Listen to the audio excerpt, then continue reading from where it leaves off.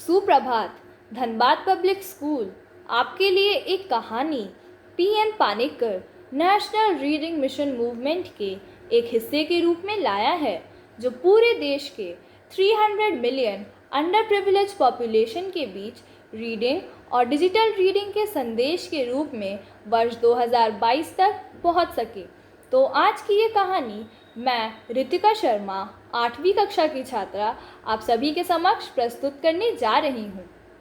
बहुत समय पहले ब्रजभूमि में भगवान श्री कृष्ण के परम भक्त कुंभन दास जी रहते थे।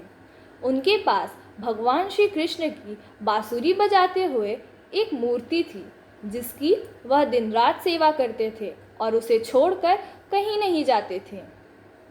एक दिन उन्हें भागवत कथा वाचन करने का न्योता आया। वे जाना तो नहीं चाहते थे, परंतु गांव वालों के बहुत आग्रह करने पर वे जाने के लिए मान गए। उन्हें 4-5 दिनों तक सुबह से शाम भागवत करने जाना था। जाने से पहले उन्होंने ठाकुर जी के लिए भोग बनाया और अपने बेटे रघुनंदन को कहा कि तुम यह भोग ठाकुर जी को चढ़ा देना। जब रघुनंदन भोग लगाकर ठाकुर जी के प्रतिमा के सामने थाली रखी तो उसने देखा कि भोग वैसे ही रखा हुआ है। वह रोने लगा और जिद पकड़ के बैठ गया। भगवान श्री कृष्ण से उससे कहा कि अब जब तक आप भोजन नहीं करेंगे तब तक मैं भी भूखा रहूँगा। भूख से व्याकुल बच्चा रोने लगा और भगवान से भोजन करने का आग्रह करने लगा।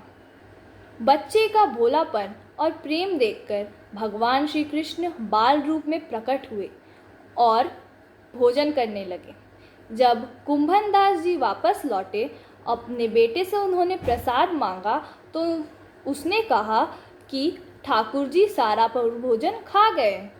कुंभन दास जी को लगा कि उनका बच्चा भूखा होगा, इसीलिए उसने सारा भोजन खुद ही खा लिया और अब उनके डर से वह झूठ बोल रहा है। अब तो ये रोज़ का नियम हो गया था। कुंभन दास जी ने सोचा कि उन्हें अपने बेटे के इस झूठ को पकड़ना ही होगा। उस दिन उन्होंने भोग में लड्डू बनाया और रघुनंदन को दे दिया। रघुनंदन के पुकारने पर भगवान श्री कृष्ण बाल रूप में प्रकट हुए। यह देखकर कुंभन दास जी प्रभु के चरणों में जाके गिर गए। उस समय ठाकुर जी के हाथ में एक लड्डू था और दूसरा उनके मुख में जाने ही वाला था। कुंभन दास जी को देखकर प्रभु दोबारा से मूर्ति बन गए। यह देखकर कुंभन दास जी रोने लगे और कहने लगे कि मैंने हमेशा आपकी भक्ति की, लेकिन आपने कभी मुझे दर्शन नहीं दिए, और यह बच्चा जो भक्ति के बारे में कुछ भी नहीं जानता, आपने इसे दर्शन दे दिए। ये कैसी लीला है प्रभु।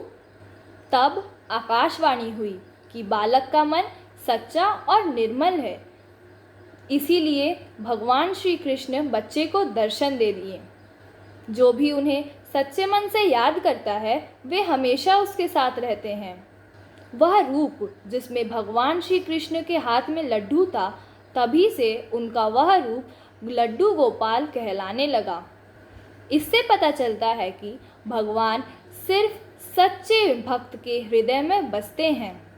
धनबाद पब्लिक स्कूल आपसे आग्रह करता है कि आप भी ऐसी ही एक कहानी पढ़ें, उसे रिकॉर्ड करें और अपने 10 के दोस्तों एवं संबंधियों को भेजें। धन्यवाद। अगले संडे हम फिर आएंगे एक नई कहानी के साथ।